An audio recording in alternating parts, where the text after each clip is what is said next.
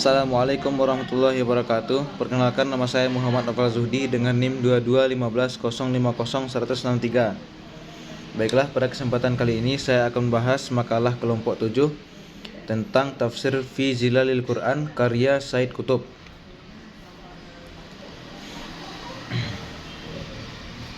Baiklah. Yang pertama, biografi Said Qutb. Nama lengkapnya Said Qutb adalah Ibrahim Hussein Syadzili. Said Qutb ia lahir pada tanggal 9 Oktober 1906 di kota Musyah di distrik Asyut di dataran tinggi Mesir. Said Qutb menghafal Al-Quran pada usia muda 10 tahun. Said Qutb dibesarkan dalam rumah tangga yang menganut cita-cita Islam yang erat terikat dengan pendidikan orang tua yang penuh kasih dan pendidikan.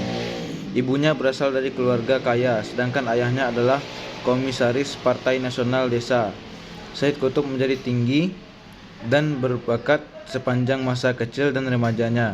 Dia juga suka membaca dan tidak ragu-ragu untuk bertanya atau menyampaikan pendapatnya. Said Qutb adalah saudara dari empat bersaudara. Semua saudaranya menghargai pendidikan. Satu Nafisah adalah seorang aktivis Islam dan yang lainnya adalah seorang penulis. Dalam setting ini terlihat bahwa Said Qutb dan keluarganya yang memiliki apresiasi yang mendalam terhadap ilmu-ilmu keislaman. Said Qutb mampu menghafal Al-Quran dan memiliki pemahaman Al-Quran yang luas dan mendalam pada usia 10 tahun, yang merupakan salah satu prestasinya yang menonjol. Sebelum masuk Madrasah Sanawiyah di Kairo pada 1921, ia menyelesaikan 4 tahun sekolah dasar di daerahnya. Pada tahun 1925, Said Qutb menyelesaikan 3 tahun belajar di Madrasah Mu'allimin dan memperoleh gelar Kafa'ah atau mengajar pada tahun 1929. Said Qutb lulus di Universitas Darul Ulum dengan gelar sarjana sastra dan sertifikasi dalam mengajar. Said Qutb menunjukkan pemahamannya tentang sastra Inggris sepanjang kuliahnya. Ia berada di bawah pengaruh Abbas Muhammad Al-Aqad yang perspektifnya lebih ke barat. Setelah lulus kuliah, Said Qutb bekerja sebagai dosen universitas. Ia segera diangkat menjadi pengawas Kementerian Pendidikan dan Pengajaran.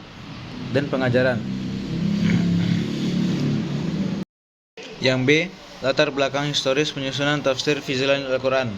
Tafsir fi zilalil Al-Quran adalah kitab tafsir berdasarkan kajian mendalam oleh Said Qutb yang langsung bersumber dari Al-Quran, As-Sunnah, serta ditarik dari literatur tafsir mu'tabar.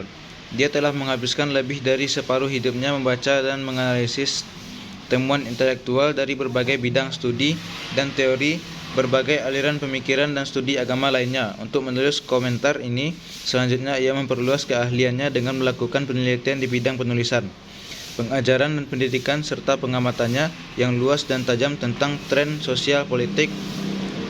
Tafsir fi zilalil Quran ini ditulis dengan tinta penderitaan dan kesengsaraan besar zalil Quran. Besar yang disebabkan oleh ketidakadilan dan pemerintahan yang tidak adil pada saat itu. Dia terkena perlakuan brutal dan biadab, dan kesedihannya menyebabkan dia bergantung pada Allah, menghargai Al-Quran, di mana dia hidup dengan segenap jiwa dan emosinya di bawah bayang-bayang Al-Quran. Inilah alasan-alasan esensial dalam pembentukan tafsir fi zilalil Quran. Karakteristik, metode, dan corak tafsir fi zilalil Quran.